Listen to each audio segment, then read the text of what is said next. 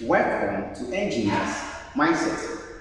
Now to continue on first principle differentiation, let's say we are given y is equal to 1 over x and we are asked to find dy dx from first principle. Okay, so like I said, a little increase in y. So if I increase y by change in y, I will also increase x by change in x. So this becomes 1 over x plus change in x. Alright, so at this point, the next thing to do is simply what? Send y over to this side of the equation. So I'm simply going to have change in y left here, and that's equal to 1 all over x plus change in x minus y. Okay, now recall that y is actually equal to 1 over x. From the question, y equals 1 over x. So in place of y, I simply replace it with 1 over x. So I'm going to have that change in y is now equal to 1 all over x plus change in x minus, in place of y, I simply replace it with 1 over x. So I simply have 1 all over x. Alright, so at this point, next thing to do is simply what? Take the LCM between the two of them.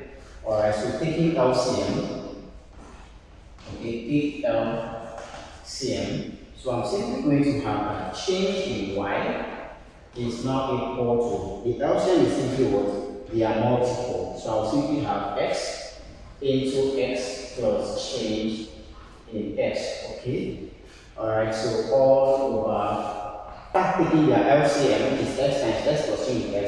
Simply cross multiply, let x multiplies 1 and let the whole of this also multiplies 1. Okay, so you're simply going to have x times 1, which is simply x, minus then the whole of this x plus change in x times 1. So I'll simply have x plus change in x. Okay, so after taking the LCM, x times x plus change in x, simply cross multiply, let x multiplies 1 and then the whole of this multiplies 1, so you have that. Okay, so we'll have that change in y is now equal to x minus, so if I expand this bracket now, it becomes minus x, minus times plus also give you minus change in x all over x into x plus change in x. So you have this, of course, x minus x is off, so I'll simply have a change in y is equal to minus change in x divided by x into x plus change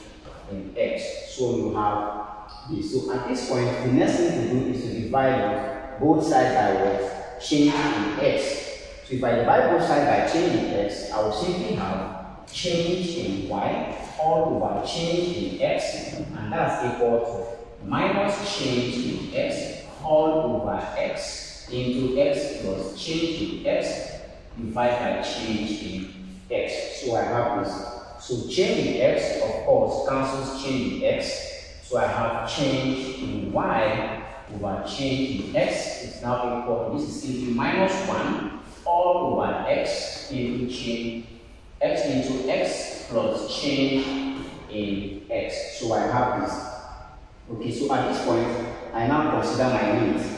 The limit as change in x tends to 0, the function change in y over change in x automatically becomes the y dx. So wherever I see change in x, simply put in the value as what? 0. Then this equation becomes derivative of y with respect to x. So I'll simply have that implies that the y dx is now equal to this minus 1 into all over x into x plus, in place of change in x, we simply call it 0. Okay, so this implies that the y, the x is now minus 1 all over, we are left with x times x, which is actually minus 1 all over x times x is simply x squared. So therefore, the y, the x is simply minus 1 all over x squared. And that is the answer to that problem. Alright guys, I hope you enjoyed that video. Please do well to share your thoughts in the comment section. I will see you in the next video with another wonderful question from first principle. differentiation. Thanks.